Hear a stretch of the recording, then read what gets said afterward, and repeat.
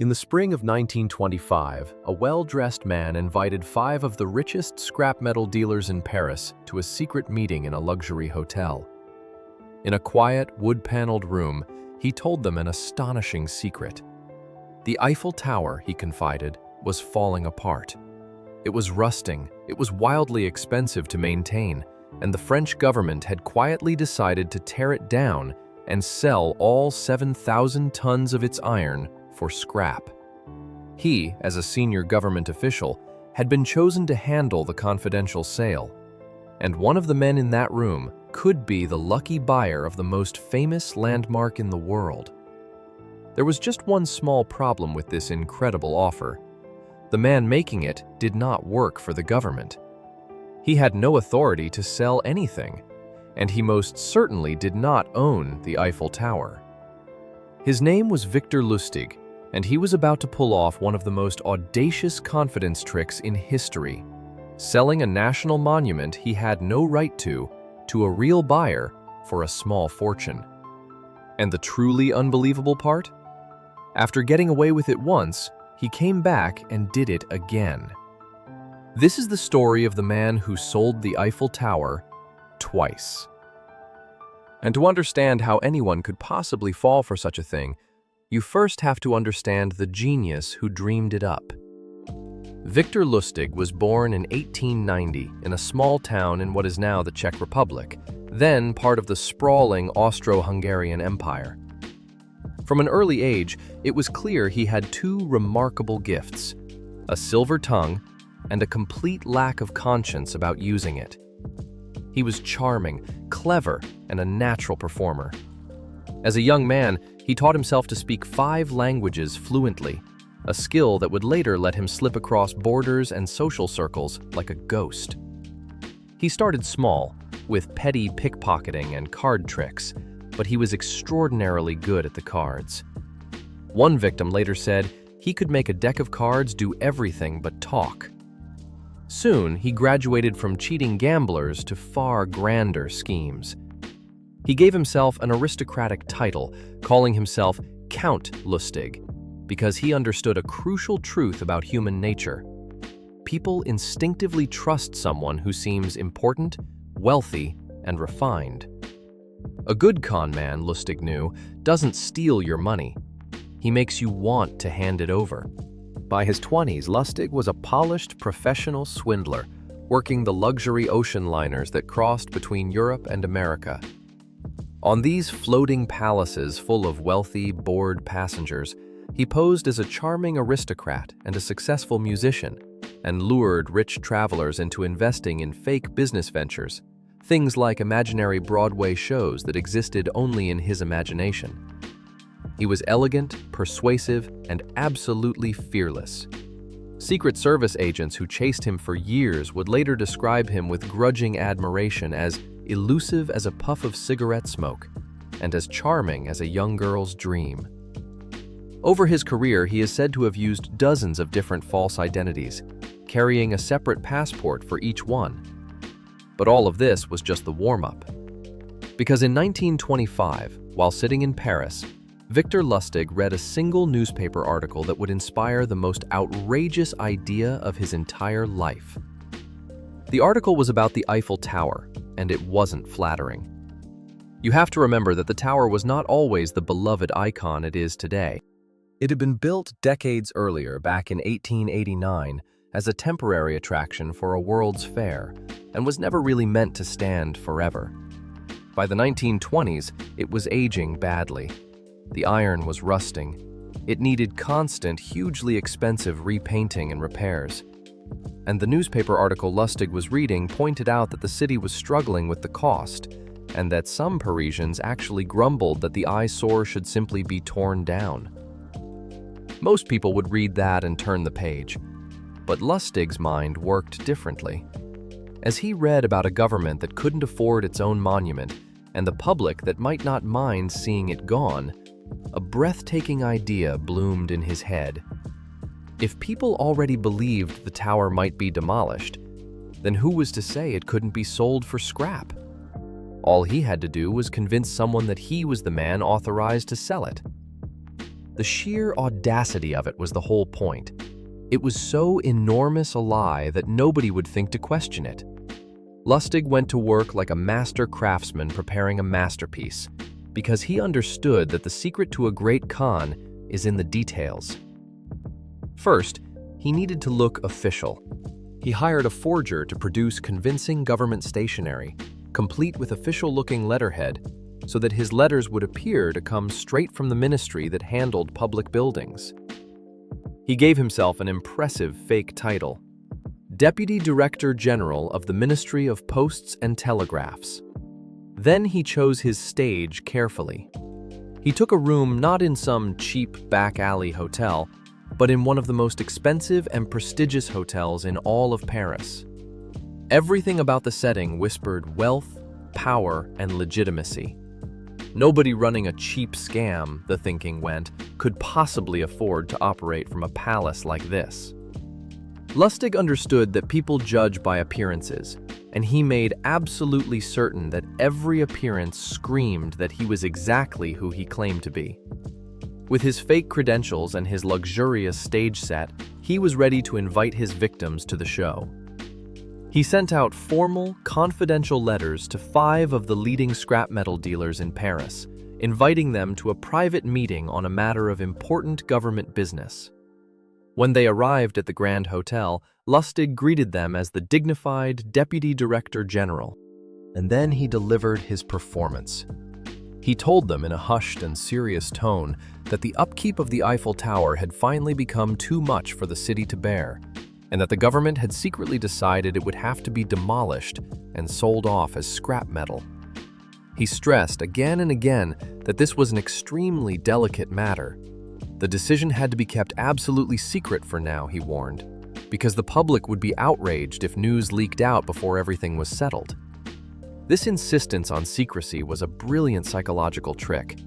By swearing them to silence, Lustig made sure that his victims wouldn't go around asking questions or checking his story with anyone else. The secrecy that protected him was sold to them as a sign of how important and trustworthy they were. To make the whole thing feel even more real, Lustig didn't just talk. He hired a fancy limousine and took the dealers on a grand tour of the Eiffel Tower itself, inspecting the structure like officials surveying a building site. As they rode around, he played his part flawlessly, discussing the monument's flaws and the logistics of tearing it down. But while he performed, he was also watching. He was studying the 5 men closely, hunting for the perfect victim, the one who was the most eager, the most insecure, the most desperate to prove himself. And he found him. His name was André Poisson. Poisson was a newcomer to the Parisian business world, an ambitious man who longed to be accepted among the city's elite and important dealers. He didn't have the confidence of the established players, and that hunger made him perfect. Lustig could see that Poisson wanted, more than anything, to land a deal so big that it would cement his place among the powerful. And Lustig was about to offer him the biggest deal imaginable. Lustig focused all his charm on Poisson, and the two became fast friends, often seen laughing together in the hotel. Poisson agreed to buy the tower, but then Lustig played his masterstroke, the move that reveals just how deeply he understood human psychology. In a private meeting, Lustig leaned in and confessed something to Poisson. He admitted in a tone of shame that as a mere government official he didn't earn very much money, and that he had hoped this big sale might come with a little something extra for himself, quietly, on the side. In other words, he asked for a bribe. Now think about how clever this is. A nervous Poisson might have had lingering doubts about the whole deal, but the moment Lustig asked for a bribe, those doubts vanished. Because in Poisson's mind, only a real, corrupt government bureaucrat would dare to ask for a kickback like that. The bribe request wasn't a red flag, it was the final proof that Lustig was genuine. A con man asking for a bribe seemed far more believable than an honest official. And so Poisson, now completely convinced, happily handed over not only the payment for the tower, but a fat bribe on top of it. With the cash in hand, a sum worth a small fortune, the equivalent of well over $1 million in today's money, Victor Lustig did what he did best. He vanished. He boarded a train and slipped quietly out of France, leaving André Poisson holding a worthless contract for a monument that was never, ever for sale. And now comes the part of the story that separates Lustig from every ordinary swindler, the detail that turned a clever scam into a legend. Lustig was certain that Poisson would soon discover he'd been robbed, but he gambled on something deeper than greed. He gambled on shame. He bet that Poisson would be so utterly humiliated at having been fooled so completely, at having paid a bribe to a total stranger for the Eiffel Tower of all things, that he would be too embarrassed to ever go to the police. Lustig waited anxiously in Austria, scanning the newspapers for any mention of his crime. And there was nothing. Not a word. Poisson, exactly as Lustig had predicted, swallowed his humiliation in silence and never reported it. The con had not only worked, it had vanished without a trace. For almost anyone else, that would have been the end of it. A perfect crime, quit while you're ahead, never look back. But Victor Lustig was not almost anyone. When he realized that his victim's silence meant the authorities knew nothing about the scam, a dazzling, reckless thought occurred to him.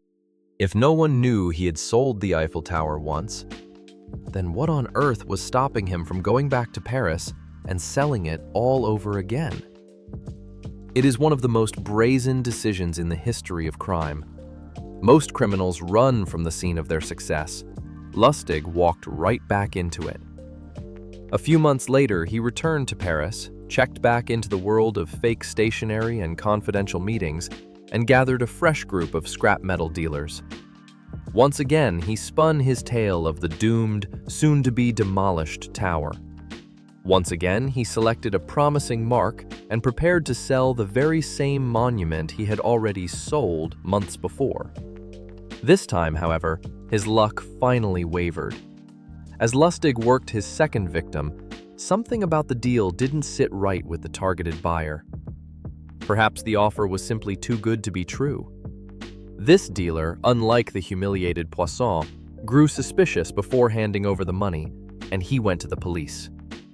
Word of the strange scheme to sell the Eiffel Tower began to reach the authorities, but Victor Lustig was a man who always kept one eye on the exits. Sensing the danger closing in, he slipped away before he could be arrested, escaping the country once more.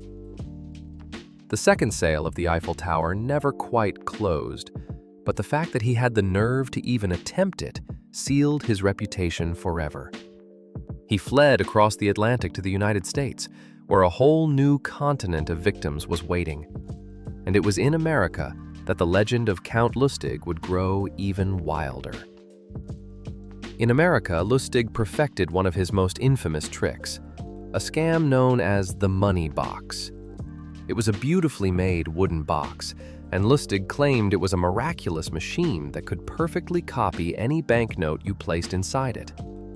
To demonstrate, he would slide a real $100 bill into one slot, turn some impressive-looking dials and levers, and wait.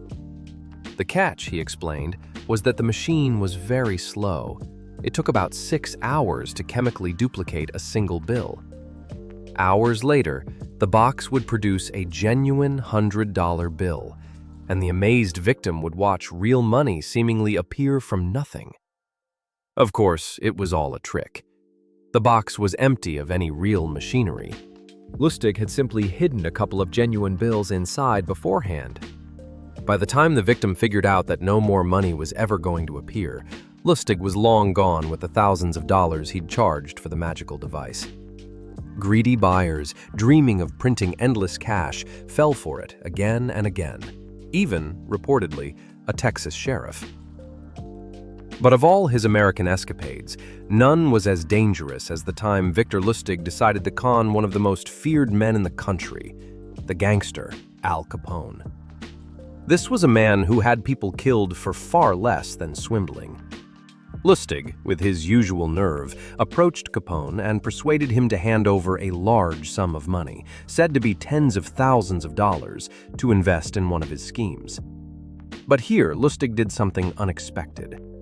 He took Capone's money and simply held on to it, untouched, for a couple of months. Then he returned to Capone with a sorrowful face and announced that the deal had, unfortunately, fallen through, and handed back every single dollar. Capone, who had fully expected to be cheated or to never see the man again, was so stunned by this display of apparent honesty that he handed Lustig a few $1,000s as a reward for being so trustworthy. And that, of course, had been Lustig's plan all along. He never intended to invest the money.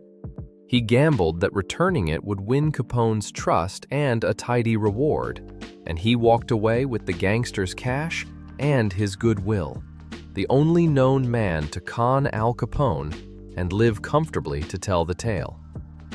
Eventually, Lustig set his sights on his biggest and most dangerous game yet. He moved from tricking individuals to attacking money itself, masterminding an enormous counterfeiting operation.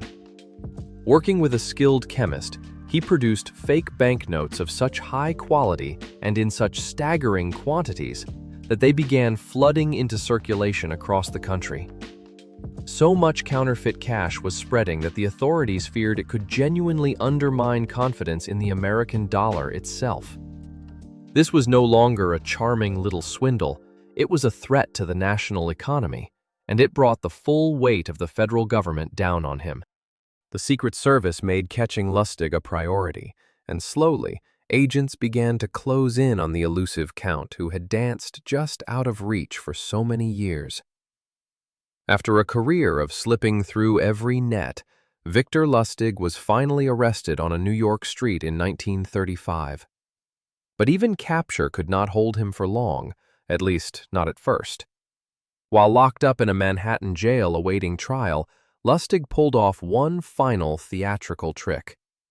Using a rope fashioned from bedsheets, he climbed out of a window of the Federal Detention Center in full view of the street below, and is said to have paused to playfully wave at startled onlookers, posing as a window cleaner before dropping down and escaping. For a few weeks, the smoothest con man in the world was free again. But his luck had finally, truly run out. He was recaptured within a month, and this time there would be no escape. Brought before a judge and confronted with the mountain of evidence against him, Victor Lustig pleaded guilty. He was sentenced to 20 years and shipped off to the most inescapable prison in America, the island fortress of Alcatraz. The man who had sold the Eiffel Tower twice was now locked behind bars from which no one ever escaped. And it was there, on that cold island in San Francisco Bay, that the legend quietly came to an end. Victor Lustig spent his final years on Alcatraz, his glittering career of charm and deception over at last. In 1947, he died there, not in some dramatic fashion befitting his outrageous life, but quietly, of illness. And here is the final, perfect detail, the kind that sounds invented but isn't. On his official death certificate, in the box asking for his occupation, someone wrote a single word: salesman. It was, in its way, the most honest summary of his life ever written. Because that is exactly what he was. A salesman so gifted he could sell a man a monument that wasn't for sale, and then sell it to someone else all over again. Yet for all that we know about his cons, the man himself remains a mystery to this day. He used so many names and invented so many pasts that researchers have struggled to confirm even the basic facts of who he really was. The greatest trick of the man who sold the Eiffel Tower may be that, in the end, he sold the whole world a version of himself and walked off before anyone could check whether it was real.